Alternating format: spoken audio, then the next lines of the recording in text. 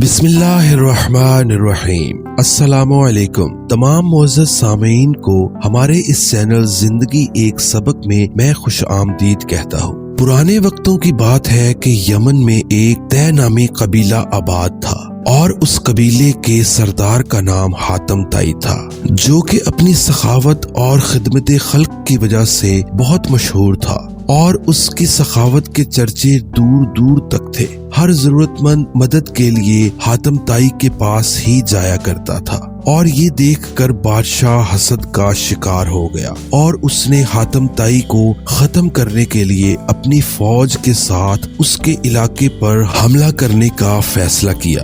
जब हातम ताई को पता चला तो हातम ताई को बहुत दुख हुआ और वो नहीं चाहता था कि बेगुनाह लोग मारे जाएं। इसलिए हातम ताई ने अपने शहर को छोड़ने का फैसला किया और पहाड़ों में जाकर छुप गया। बादशाह अपनी फौज के साथ जब उसके शहर में दाखिल हुआ तो किसी ने उसकी फौज के साथ मुकाबला नहीं किया, क्योंकि उनका सरदार हातम ताई शहर में मौजूद नहीं था। बादशाह ने हातम ताई का तमाम मालो असबाब लूट लिया और उसके साथ ही बादशाह ने ये ऐलान कर दिया कि जो शख्स हातम ताई को ढूंढ कर लाएगा उसको बहुत बड़ा इनाम दिया जाएगा। हातम ताई ने पहाड़ की एक गार में पनाह ली हुई थी।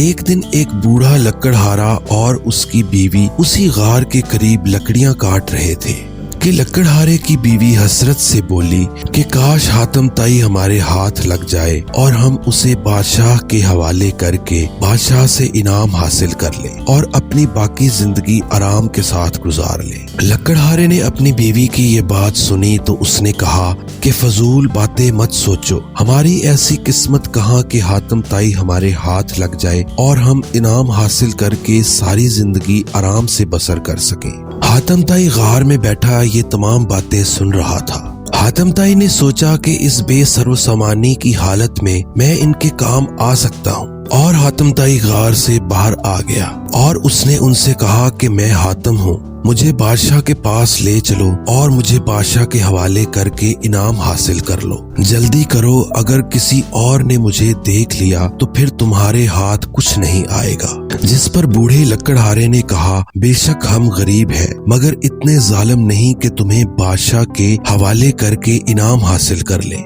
जिस पर हातम ताई ने कहा कि ये जुल्म तो नहीं, तुम मुझे जबरदस्ती पकड़ कर तो नहीं ले जा रहे, मैं तो अपनी खुशी से तुम्हारे साथ जाने को तैयार हूँ। हातम ताई ने उनको आमादा करने की बहुत कोशिश की लेकिन लकड़हारा किसी सूरत ना माना। लकड़हारा और हातम ताई इसी बहस में मसरूफ थे कि कुछ लोग हातम ताई को ढूंढते हुए वहां आ पहुंचे। उन्होंने हातम ताई को पहचान लिया और उसको पकड़कर बादशाह के पास ले गए। बूढ़ा लकड़हारा और उसकी बीवी भी उन लोगों के पीछे चल पड़े। बादशाह के दरबार में पहुंचकर हर शख्स यही दावा कर रहा था कि हातम ताई को उसने पकड़ा है और वही इनाम का मुस्तहिक है। बहुत सारे दावेदारों की वजह से बादशाह के लिए फैसला करना मुश्किल हो गया। आखिरकार बादशाह ने हातम ताई से कहा, तुम ही बताओ कि तुम्हें कौन पकड़कर यहाँ लाया है। जिस पर हातम ताई ने कहा कि हजूरे वाला, सच तो ये है कि मुझे पकड़ने वाला वो बूढ़ा लकड़हारा है जो चुपचाप बैठा ये सारे का सारा तमाशा देख रहा है और बाकी तमाम लोग इनाम की लालच में झूठ बोल रहे हैं।